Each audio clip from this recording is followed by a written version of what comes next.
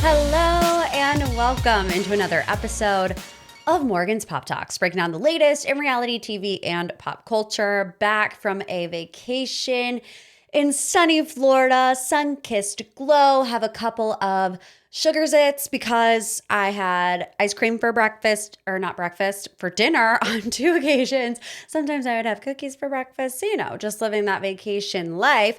Happy to be back, though. I spent my first day back home with my auntie, because that's just the way it goes around here. And yeah, I'm still kind of up the creek without a paddle. He put me on a new medication that I had to be on for 3 months.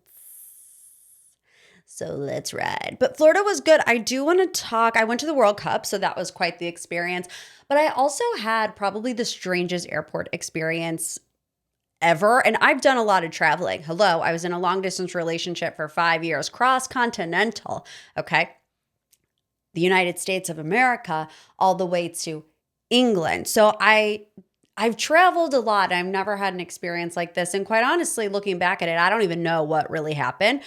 So long story short, I was taking the 4:30 flight out of Cleveland. And Cleveland to Fort Myers, it's like super easy, 2.5 hours, you're in, you're out. So I didn't bring hardly anything because David was already there. David went a week earlier because he went to another World Cup game with some of our friends, Scotland versus somebody. I think it might have been Brazil, maybe. I don't know.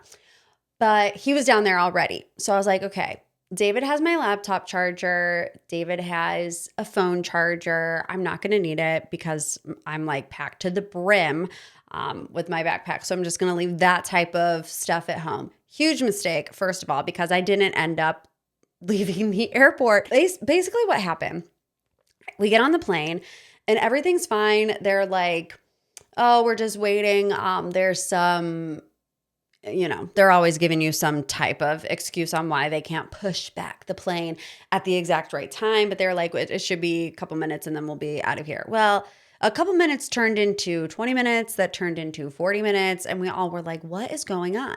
Well, then the captain comes over the loudspeaker, and he essentially tells us that they smell burning where the luggage is in the undercarriage. Is that what they call it on airplanes? I don't know. But basically what he's like, if you or anyone in your party knows that there was a lithium battery in your suitcase, y'all need to let us know right now because there's like this chemical burning smell coming from the bottom of our airplane. And, lithium batteries is one of those prohibited items that you can't bring. I don't know if it's like the heat or the altitude or whatever, but the plane could essentially explode. So, of course, we're all like freaking out. And the pilot says we're going to have to deboard. And he says, just to let you know, it's not a good situation. So we're like, great, this is going to be forever. So we get off, we wait. And I knew mentally I had prepared myself to be there for at least 3 hours while they take all the luggage off, manually search the luggage to try to find what they think is lithium batteries in somebody's bag. Meanwhile, they're like, everybody that checked a bag, even if it was checked at the gate, whatever, come line up and talk to us because somebody lied on their survey. When you're checking into your flight, you have to say, I have none of these things in my bag. And they're like, we got to figure it out. It was like an intense situation. I thought somebody was about to get arrested. Like that's the vibe that was happening in the airport. So all the people go through and nobody cops to it. And at one point they call 6 people up. They all get taken away and then they come back like however many minutes later. And we're all thinking, okay, they definitely have something in their bag. Well, the girlies were gossiping in the bathroom because they never told us anything. The people came back and we waited another hour. So I saw the girl talking to the gate agent and I was like, hey, getting ready to get in the stall. I'm like, what'd he say? And she said, first of all, they're not going to time out because I thought that's what was going to happen. We were going to be searching these bags for so long that the crew was going to time out and we wouldn't be able to fly anyways. She's like, well, the crew just started. So there's no real concern about them timing out. She said those 6 people all had lithium batteries in their luggage. First of all, what is wrong with you people? Second of all, the burning smell still happening. So 4 hours later, they come over the loudspeaker and are like, your flight has been delayed until 6 a.m. tomorrow morning. And I'm like, what? Is that just a roundabout way of making sure that the flight is not canceled? Because obviously there's repercussions for the airlines if they cancel a flight. And I'm like, delay till 6 a.m.? What am I supposed to do? I'm not spending the night here at the airport. I really didn't want to make my dad drive another hour out there, pick me up an hour back, and then to turn around and take me at 3 o'clock in the morning. So what happens? I spent the night at a hotel by myself to get up at 4 o'clock in the morning to go back to the airport on the same airplane. Okay, because I was like, they clearly haven't figured out what's wrong. So tomorrow morning when we're up here at the crack of dawn, we're going to be on a different airline. Nope. Or a different plane. Nope. It was the same exact plane. I know because my little, the thing that flips up and folds over that you can put your drinks on, it was broken. And the same thing happened to me the next morning with the same people. And all of a sudden the burning sensation is not there. The smell's not there. I'm like, I have no idea what's happening, but I made it. Thank God. We went to the World Cup. We went to Argentina versus Cabo Verde, which I'm not a huge soccer buff, so I can't say that I was well versed in what was. I know that Argentina had won the previous World Cup. I know that Cabo Verde was the underdog of the century, but making a true run for it, going up against some of the greatest teams and giving them a run for their money. But everybody going into that game thought, Argentina's going to take it. They have Messi. It's in Miami. It was basically a home Argentina game. And again, Cape Verde gave them a run for their money, ended up being 3-2. I had a good time. It was quite the experience. The atmosphere was electric. It was an incredible game. I will say the things I was worried about, I had a right to be worried about them. One being the crowds and the other being the heat. It was 105 degrees in Miami. And if you wanted to park at the stadium, it was $200. So my husband's like, oh, I found a great parking spot. It's so close and we're just going to be able to walk right over there. When I tell you, we walked for 25 minutes in 105 degree heat, 100% humidity. It felt like, anyways. And I had my little slides. I didn't wear the correct shoes because I was afraid that socks were going to be too hot. I was dying. I had to stop because I was getting lightheaded. David, the London blood in him was walking at 85 miles per hour. I was like, can you please slow down? We're not in Piccadilly Circus. I'm about to have a heat stroke out here. And you're blades of glory into the stadium. But thankfully what happened is whenever we got to our seats, the clouds came. So, God works in mysterious ways. Would I go back to a World Cup game? Yes. Would I go back to a World Cup game under those conditions? Probably not. All right, let's get into this week's Pop 3. These are the 3 biggest headlines in reality TV and pop culture. I mean, where else do we begin besides the TNT wedding of the century? Taylor Swift and Travis Kelce did in fact get married at Madison Square Garden. That statement in and of itself is crazy. I remember when the rumor first came out that they were getting married at MSG. The passionate Swifties were in my comments telling me how stupid I was, how naive I was to believe this TMZ headline that they were getting married at Madison Square Garden. She would never. She's a princess. She believes in fairy tales. And she's getting married on a private island somewhere. Nope. Turned out to be Madison Square Garden. I'm fine with I've never been to Madison Square Garden, so I can't tell you. But anyways, let's talk about all of the headlines that had come out about the wedding because it was pretty locked down. I was pretty surprised by just how locked down it was. The narrative was that they chose Madison Square Garden to have their privacy, but people got loose lips. Aunt Carol has loose lips about the vows. So it says here, the happy couple reportedly got pretty emotional during the ceremony, with Travis Kelce appearing nervous but keeping his composure during his vows. Swift was said to tear up when he promised to protect her forever, while guests claimed that Travis was actually more emotional than Taylor. One attendee spilled to the Daily Mail, you would think the bride would be the one crying more, noting that each person's vows reportedly lasted about 20 minutes each. Meanwhile, the secret wedding invite was briefly revealed after a guest shared it on Instagram before quickly deleting the post.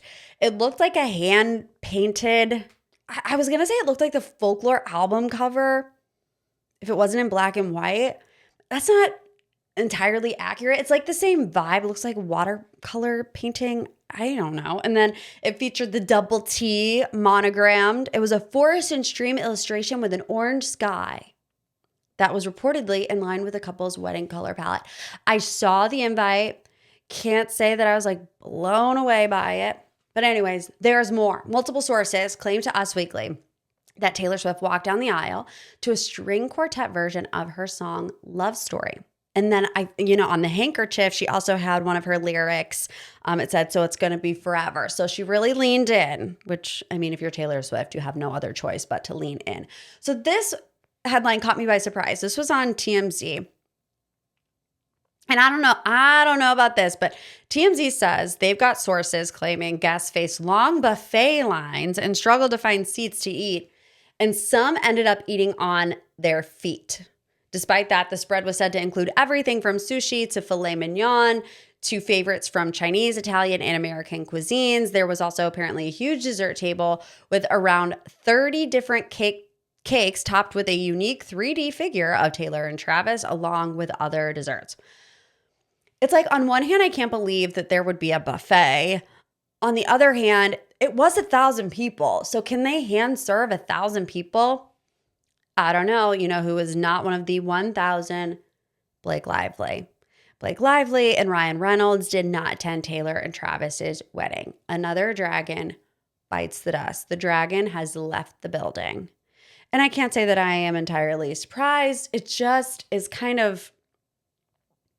it kind of confirms like what we all thought. Would this friendship be able to handle the amount of public scrutiny that it has been under at the hands of Blake Lively? Like, have your opinion on whatever went down between Blake Lively and Justin Baldoni. At the end of the day, the friendship between Taylor and Blake in this saga was Blake's to protect.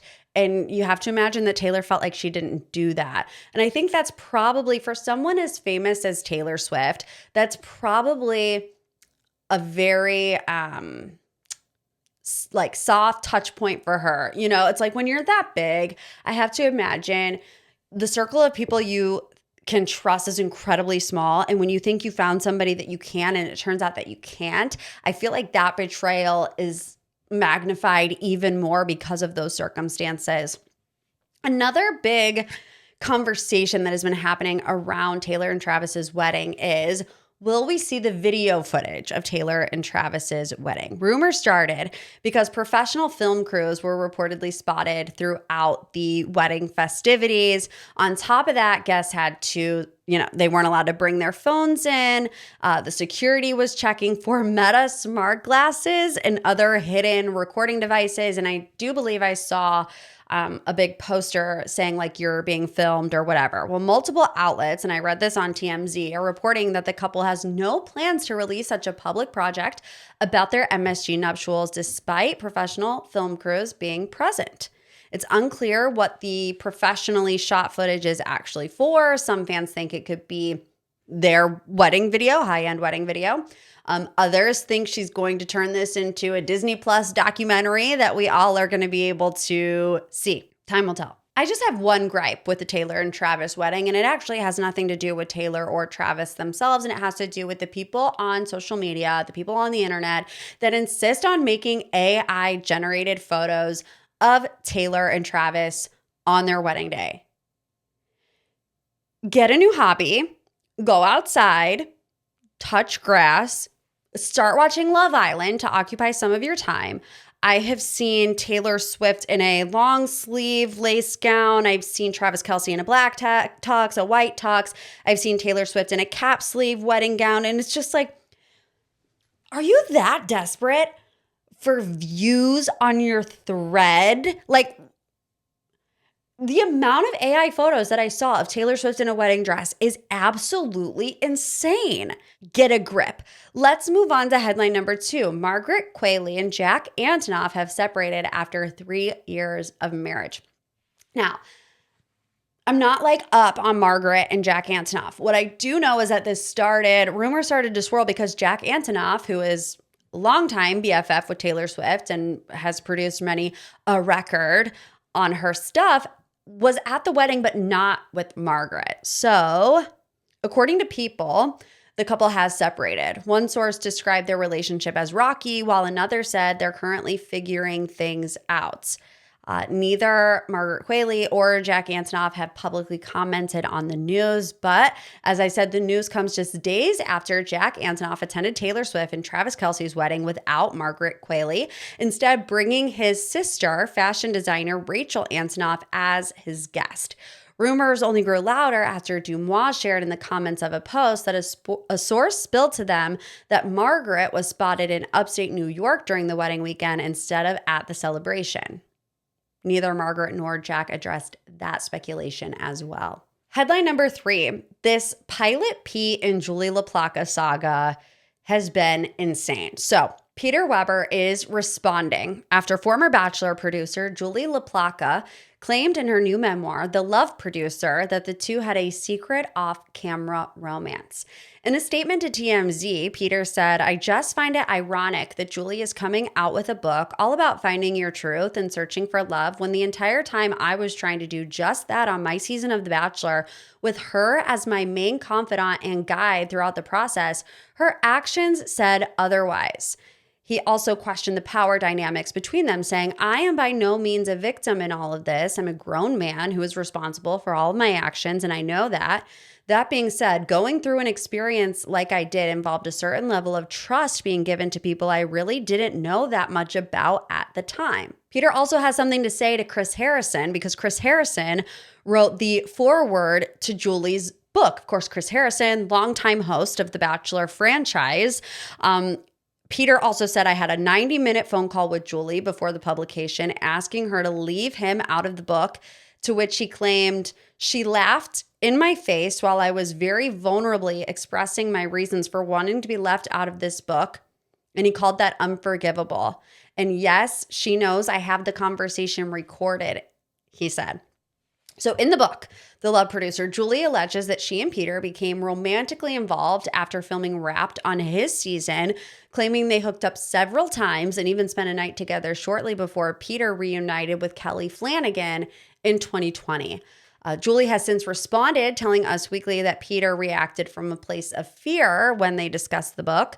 She says she even offered to let him read an advanced copy, saying instead he panicked. "And that's okay. I just wish him the best, and I hope when he reads it, he sees that it's coming from the heart." She insisted she's not out to get Peter, saying she's simply sharing my truth and my story, and that he became a big catalyst for her healing journey and understanding, why did I always go for Peter Pans, if you will. Well, ahead of the book's release, Peter had already addressed the allegations in an Instagram comment, saying he has moved on from this period of his life and had asked Julie on multiple occasions to respect his privacy.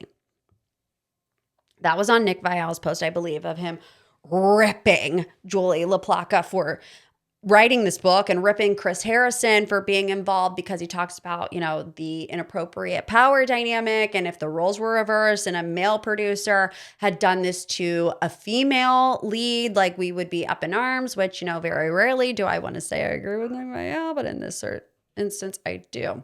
I do remember when the Pilot Pete Julie situation was happening in real time when Peter's season of The Bachelor was playing out. I remember specifically that one photo of them together in New York City on New Year's Eve. And I just gotta say, everything about what's happening now, the vibe is off. The energy is off. I'm not really loving the energy that I'm getting from all the press that I've been seeing about it. And, something that Julie said in one of these press interviews has really stuck with me as the story continues to progress. And I'm paraphrasing, but it was something like, I've made all these people stars, and what about me? I'm going to look it up. I think she was talking about Hannah Brown in that moment, because she also was Hannah Brown's producer as well as Pilot Peter's. Okay, yeah, for Us Weekly, she said, "For a while, I think I sat in almost a little jealousy and envy of like, gosh, look at what I've helped them become. What about me?" And so I don't know. I mean, do with that what you will, but I think the conversations around the power dynamics between producers and talent and what it takes to make a good reality TV show and all the things that you have to do at the expense of your feelings, your moral compass sometimes, that comment is just not sitting right with me. All right, let's get into this week's deep dive. Going to do Love Island USA, a little recap, a little update where we're standing right now with the current couples. And can I just start this segment by saying thank you to the Love Island producers for giving us some challenges that don't include milk, twerking, and hot dogs. Oh, I loved it. The karaoke I thought was so cute, so funny. I loved the prank that the girls had to do. I loved it. I was like, oh, finally a twerk-free environment, a milk-free environment. I will say, when it comes to the karaoke challenge, I did like it. I did find myself giggling and kicking my feet and laughing. I think it was a missed opportunity because of the repercussions of the challenge. If you're getting ready to have a couple dumped from the island because of a compatibility vote, then the challenge should also somewhat be about compatibility. Save the karaoke moment for something a little bit more lighthearted. But do a newlywed game style challenge where the couples have to actually answer questions about each other. That way, America could really compare what we see to how compatible they really are. Kind of like a litmus test or to check us, oh, you don't think this couple is compatible? Well, they actually ended up knowing the most about each other. And that way, a save makes sense. It didn't really make sense that Kenzie and Dylan were saved from this dumping that was about compatibility, at least the way that America voted, because they won a karaoke contest. It is what it is. That being said, I just love the fact that it was something I could actually enjoy watching as far as a challenge goes. And, I do have to say, for somebody who has despised Corbin for a very long time, I was a little sad to see him go. Love Island can do that to you. They can have you hating somebody 1 minute and then the very next second being like, oh, kind of sad to see Chat Corbin go. I don't know what the kids are calling him. Anyways, but you also want to talk about compatibility. You might not have liked Parmida and Corbin, but they were compatible. Very surface oriented, if you know what I mean. A love for Miami. Both too hot for other human eyes, according to Parmida. But also, this has been my hot take. It's starting to catch a little bit of steam, so I'm glad I'm not alone. But Tierra and KC actually are the most compatible. And I think that Tierra and KC are actually the couple that has a chance to make it long-term outside of the villa. If I would have said that however many episodes ago, I would have been canceled immediately. If I would have said that at the I'm TT episode, I would have been canceled. But anyways, let's get into Kenzie and Dylan. Dylan's energy is way off to me. From the second that he stepped into the villa and they hung that microphone around his neck, I was like, something is not adding up with this guy. I think now that the episodes have progressed, I feel like he's really just looking for screen time and he's trying to create a memorable story for himself so that him and Kenzie might have a chance at winning. I think it's backfiring. It's giving Kenzie the ick. The first big red flag for me with Dylan was at movie night. Dylan says before the movie starts, I know what this is about Kenzie. And then he acts surprised by what he sees, this little love triangle going on between Caleb, Corbin, and Kenzie. And I was confused because I thought that the bombshells saw footage before they came in. That's kind of how they know who's coupled up with who and who's open and who's willing, to have bombshells, pull them for chats and whatever. So why was Dylan acting like he didn't know what already happened between Caleb and Corbin? That part was confusing to me. And yes, Kenzie was headed down a similar path with Dylan and Gall, but I think, audiences criticize both ends of that spectrum. They criticize people like Zach and Kayda, who close off essentially after 3 days. And then they criticize people like Kenzie, who wants to explore multiple connections. It's like Kenzie's trying all of her options, looking for whatever is going to work best for her long term. And I've been feeling kind of bad for Kenzie. You can see the sparkle in her eyes. It's gone. And that makes me sad for her. Anaya and Carl, sweet baby angels. There's no doubt about it. I mean, Carl releasing butterflies back into the wild and cutting an apple in the shape of a flower for Anaya. I mean, truly, this guy is out of a Disney movie. The problem that I'm having with it is that I see no chemistry between the two of them whatsoever. And that's a hard pill to swallow, because if they had this undeniable chemistry, this undeniable gravitational pull towards each other, I think they very easily could be a contender to win, because people love them individually so much. I just don't see like this happily ever after love story between the two of them. Although I will say, I said the same thing about Leah and Miguel, and I really had to eat my words. But looking back at that, I think that came down to the edit. We didn't get a whole lot of Leah and Miguel content. So could we also not be getting a whole lot of Anaya and Carl content that shows us how deep their connection may truly be? I don't know. Zach and Kayda. Crash Out City on the past couple of episodes. And can I be honest? I think the Zach hate is a little extreme. Now, are there things about Zach that bug me? Yes. Him saying I love you and then immediately chalking it up as a joke. I don't love stuff like that. Whenever he got into the argument with Kayda and he was like, I don't want to talk right now. Like, it's the petty stuff that bothers me. But like, I do think that it could be worse. Like, it could be sincere.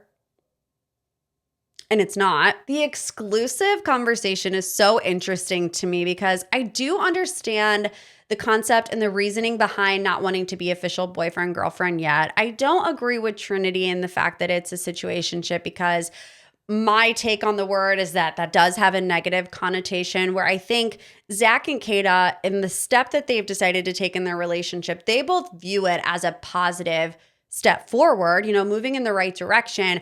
I just think the logic is a little naive. We're exclusive and we're not seeing anybody else. We're only exclusively dating each other.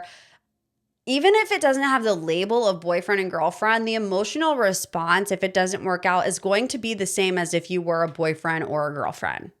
Get what I'm saying? Like, you're still going to feel as though you're going through a breakup. And it's almost a way that I think they both could minimize the situation if they needed to, where, if it doesn't work out, they can say, oh, well, we weren't boyfriend and girlfriend. But the emotional attachment, in my opinion, is already there between Kayda and Zach. So the label of it doesn't really matter all that much. I think they view the semantics as a way to protect themselves, but it's not going to save you from that future disappointment if it doesn't work out. KC and Tierra. I mean, I kind of alluded to this earlier, but what a 180 I have done on them. Like I said, if we would have had this conversation during the I'm TT days, you guys would literally never listen to this podcast again. And you don't have to I still see some people coming for KC. I think the stuff with Anaya, the audience reaction to him was warranted. The stuff that he said about Anaya during Casa Amor was just mean. Honestly, it was mean.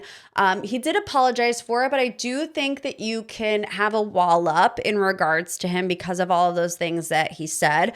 But I do just feel like they're the closest two people to falling in love. Regardless if you like their personal choices or not. I thought that the scavenger hunt to ask her to be his girlfriend was really cute. And I think you're seeing the difference in KC and Zach in this moment, where KC is like, in the past, I have not wanted to fully commit as a get out of jail free card if something went wrong. And like Zach is doing the opposite, where he's like, no, I'm putting this guardrail up in case something does go wrong. I can say I wasn't fully committed. I don't know if KC and Tierra are going to be able to pull out the win over Trinity and Bryce, just because the people love Trinity. And I mean, Duh. Like, who wouldn't? She's the only Islander right now that has over 1 million followers. I've been a Bryce fan from the get-go.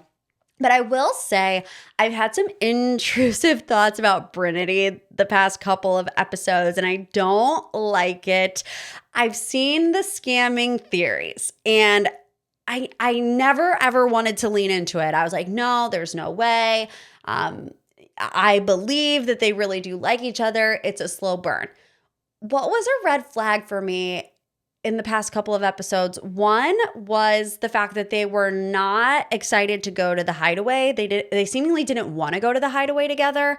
You know, Trinity says Melanie and Sincere. It could be something as simple as, I don't necessarily want to put myself in this situation on national television, you know, because there are some people that feel that way.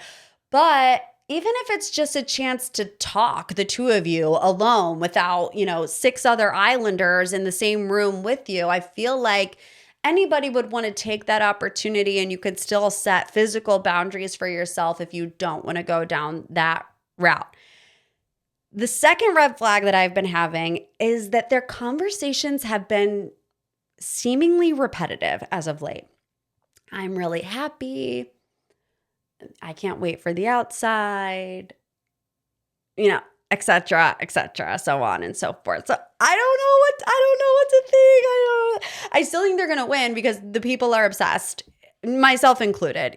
You know, that vote, it was an easy vote for Brinity and an easy vote for KC and Tierra. The other votes were not as easy for me. So let's get into it. Melanie and Sincere. She took him back so quick. Shout out to Parmida, though, for actually being the only girl there to tell Melanie, like, the truth of the situation and that it is a toxic relationship and that she thinks Melanie deserves better. I think we all can agree that Melanie deserves better. And then for all of that to happen and for Sincere to turn around 5 seconds later and say, I want you to be my wife and the mother of my children. No, you don't. I think that Sincere says things without thinking at all, ever. And I think he just says things that he knows the other person wants to hear to make them happy and whatever. But we've seen the inverse of that, what damage it can do when you really don't mean it. And again, it's like, if that were true, you would be asking Melanie to be your girlfriend. He's not doing that. I don't know if it's because he's like hesitant because he doesn't know how Melanie would react. I don't know. But this is where I have to confess one of my greatest sins ever, my biggest grievance. And that is the fact that this week I accidentally voted for Melanie and Sincere. I like the blood just rushed to my toes because I'm so embarrassed by it. The twist, they wanted us to pick 4 couples. Impossible. I only like 2. So how are you going to make me pick 4? The lesser of 4 evils? I can't do that. So it's like you're either in or you're out. So I voted for Brinity, easy. I voted for KC and Tierra, easy. The last 2 though, I was racking my brain. I was like, Anaya and Carl, Kenzie and Dylan, Melanie and Sincere, and Kayda and Zach. I based my decision off of who I think will enter the real world and actually give it a good college try, give it a shot. I don't see Kenzie and Dylan giving anything a try outside of the villa. If I were Kenzie, I would have pushed him off the dock probably 5 episodes ago. Again, love Anaya down, love Carl down. I don't really see them going the distance after the villa. Toxic or not, likable or not, I do think Kayda and Zach are going to try to be in a relationship when they leave the villa. And I do think Melanie and Sincere are going to try to be in a relationship when they leave the villa, which is why I ended up voting for them. I wish I hadn't. I don't necessarily regret Kayda and Zach. I do wish I would have voted for Anaya and Carl over Melanie and Sincere just to get her out of this vortex that she seems to be in. But I panic picked, and I'm not a perfect person. Okay, everybody makes mistakes. Don't cancel me. Also, did you know that you were supposed to do it in order? So you know how you picked one person, then you hit submit? That was supposed to be your first place vote, second place vote, third place vote. Thankfully, I know that I did the first two right. I think I did KC and Tierra first. I think I did Brinity second. And I know I did Melanie and Sincere last. So even though I made a mistake in voting for them, I did vote for them last, which is going to mean something in the Love Island app. But wow, it's been really haunting me ever since. I've learned my lesson. I'll never do it again, okay? Okay, for final thoughts this week, I have two quick things that I want to get into. First of all, a round of applause for Emmy-nominated Summer House. Our babies did it. They did it. The Bravo reality series is competing for Outstanding Unstructured Reality Program category. Its first nomination in its 10-season history. So who are they up against? America's Sweethearts, Dallas Cowboys Cheerleaders, Love on the Spectrum, RuPaul's Drag Race, and Welcome to Wrexham. So, I mean, I know we can't vote for the Emmys, but I wish that I could. I feel like I'm a TV expert. I should have some skin in the game.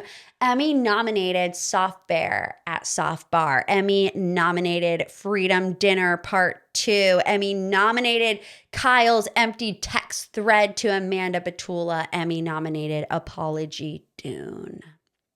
I just feel happy for my friends.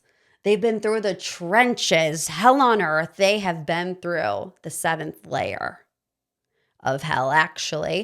And it's like, if they're going to come out with anything, let it be an Emmy nomination. Proud of you guys. Proud of you guys. That, and I need all my Big Brother fans to come to the front, because I have decided for the first time ever, I am watching this season of Big Brother. I have no idea what to expect. I know literally nothing about the show, apart from the fact that I get DMs all the time saying, Morgan, you would be obsessed with Big Brother. Why aren't you watching Big Brother? Like, hello, we got to get on it.